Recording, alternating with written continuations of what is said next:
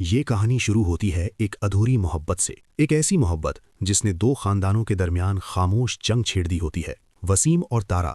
एक वक्त था जब वसीम तारा को अपनी जिंदगी समझता है। वो उससे मोहब्बत करता है, शिद्दत से, सच्चाई से। लेकिन तारा के दिल में कोई और होता है, कबीर। और फिर वो दिन आता है जो सब कुछ बदल देता है। शादी का हॉल सजा होता है, मेहमान मौजूद होते हैं, लेकिन ऐन वक्त पर तारा कबीर के साथ चली जाती है। वसीम के हिस्से में रह जाती है रुसवाई, तंज और टूटा हुआ गुरूर। वो दिन खत्म नहीं होता। वो वसीम के अंदर जिंदा रहता है और वो फैसला करता है, मैं बदला लूंगा और ऐसा लूंगा कि नस्लें याद रखेंगी। साल गुजर जाते हैं। तारा अब एक माँ होती है, उसकी बेटी राहा उसकी दुनिया होती है।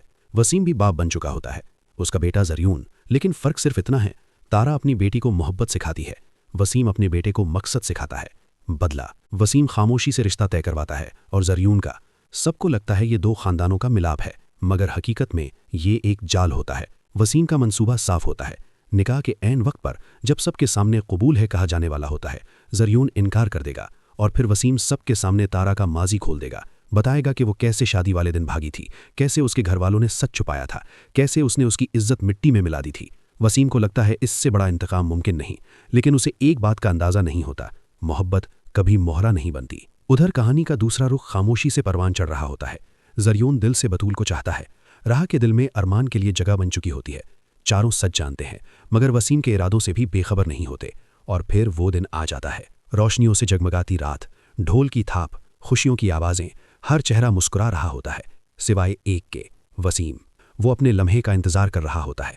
कबीर भी मौजूद होता है, वो भी पुराने जख्मों का बोझ उठाए। मौलवी साहब निकाह के लिए बुलाते हैं। एक तरफ राहा और अरमान, दूसरी तरफ जरयून और बतूल। महफिल में सन्नाटा छा जाता है। जरयून बेटा, क्या आपको ये निकाह कबूल है? वसीम की धड़कन तेज हो जाती है। यही वो लम्हा होता है, बरसों की मेहनत का।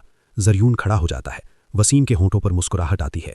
कबीर भी आगे बढ़ने को तैयार होता है और फिर जरयून की आवाज़ गूंजती है, मैं राहा से शादी नहीं कर रहा। हॉल में हलचल मच जाती है। वसीम की आंखों में फतह की चमक आती है, लेकिन अगला जुमला उसे तोड़ देता है। मैं बतूल से शादी कर रहा हूँ क्योंकि मैं उसे पसंद करता हूँ और राहा अरमान को पसंद करती है।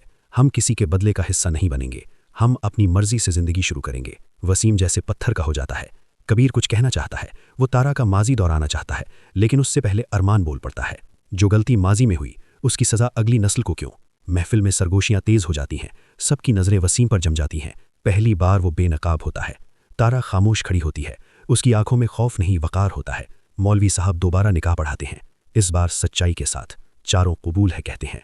तालियां बजती हैं, खुशियों की आवाज़ें गूंजती हैं और वसीम तन्हा रह जाता है अपने टूटे हुए गुरूर के साथ। लेकिन कहानी यहाँ ख़त्म नहीं होती, क्योंकि वसीम का गुरूर अभी जिंदा होता है और जब गुरूर टूटता है तो इंसान या तो बदल जाता है या और ज़्यादा ख़तरनाक हो जाता है।